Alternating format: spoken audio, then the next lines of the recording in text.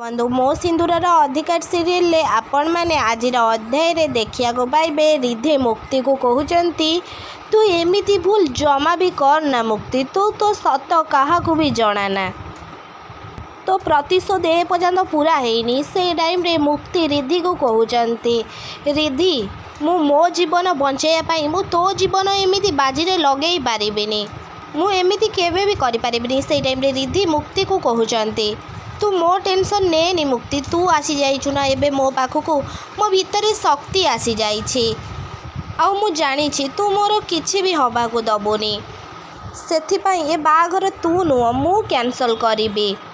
ତୁ ଜେଜେମା ଆଉ ରାଗିଣୀ ଦିଦି ଆଗରେ କିଛି ବି କହିବୁନି, ତୁ ଦିଦିଙ୍କ କଥା ଜାଣିଛୁ ନା, ତୁ ଯଦି ଦିଦିଙ୍କୁ ସବୁ ସତ କଥା କହିଦେଉ ତୁ ହିଁ ମୁକ୍ତି, ତାହେଲେ ଦିଦି ଘର ଲୋକ ସମସ୍ତଙ୍କ ଆଗରେ ବହୁତ ଖୁସି ହେଇକି ଯାଇକି ସବୁକିଛି ସତ କହିଦେବେ ଯେ ମୁକ୍ତି ବଞ୍ଚିଛି ବୋଲି। ମୁଁ ଏବେ ଯାଇକି ବାହାଘର ବନ୍ଦ କରୁଛି, ତୁ ଚୁପଚାପ ଘରକୁ ଯା, ତୁ ମୋ କଥା ମାନ, ସେ ନତାଶାକୁ ଆମେ ଜମା ବି ଜିତିବାକୁ ଦବାନି, ଆଜି କେବଳ ମୁକ୍ତିର ହିଁ ଜିତ୍ ହବ।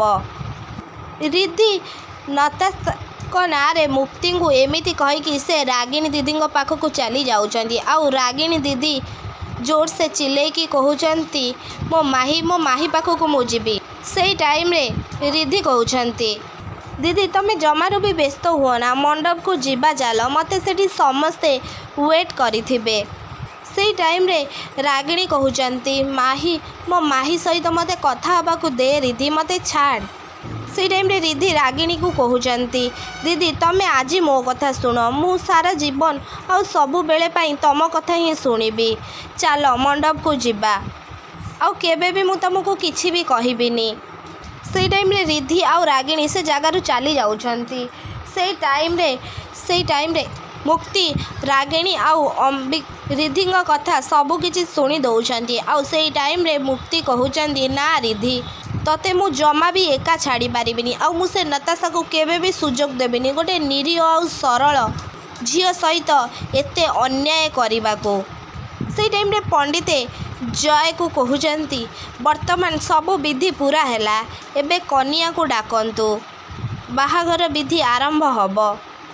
ସେଇ ଟାଇମରେ ରାଗିଣୀ ଆଉ ରିଧି ମଣ୍ଡପକୁ ଆସୁଛନ୍ତି ଆଉ ରିଧିଙ୍କ ମନରେ ଜୟଙ୍କ ପ୍ରତି ବହୁତ ରାଗ ଅଛି।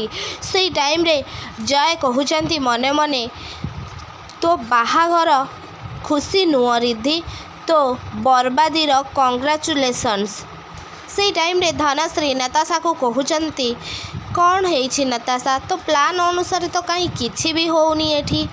ସେଇ ଟାଇମରେ ନତାଶା ରାଗିଣୀକୁ କହୁଛନ୍ତି, ନତାଶା ଧନଶ୍ରୀକୁ କହୁଛନ୍ତି, ଖାଲି ବାହାଘର ତ ଏପର୍ଯ୍ୟନ୍ତ ଆରମ୍ଭ ହେଇନି ଆଟି, ଖାଲି ଆଉ ବାହାଘର ଆରମ୍ଭ ହେଇଯାଉ, ତାପରେ ସବୁକିଛି ଧୀରେ ଧୀରେ ଷ୍ଟାର୍ଟ ହେଇଯିବ।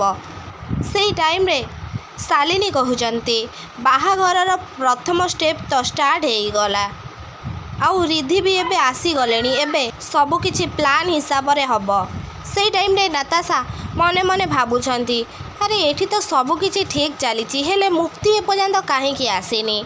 ସେଇ ଟାଇମରେ ନତାଶା ଆଦିଙ୍କ ପାଖକୁ ଆସିକି ପଚାରୁଛନ୍ତି, ଏଡି ଅମ୍ବିକା କାହିଁକି ଏଠିକି ଏପର୍ଯ୍ୟନ୍ତ ଆସିନାହାନ୍ତି। ସେଇ ଟାଇମରେ ଆଦି ନତାଶାକୁ କହୁଛନ୍ତି, ମିସ୍ ଅମ୍ବିକା ନା କେତେବେଳୁ ଆସିଗଲେଣି। ସେଇ ଟାଇମରେ ଆଦିକୁ ନତାଶା କହୁଛନ୍ତି, I am sure Adi miss Ambika ଏଠିକି ଆସିସାରିଲେଣି ବୋଲି, ହେଲେ ଏଠି ତ କାହିଁ ସେ ଦେଖାଯାଉନାହାନ୍ତି।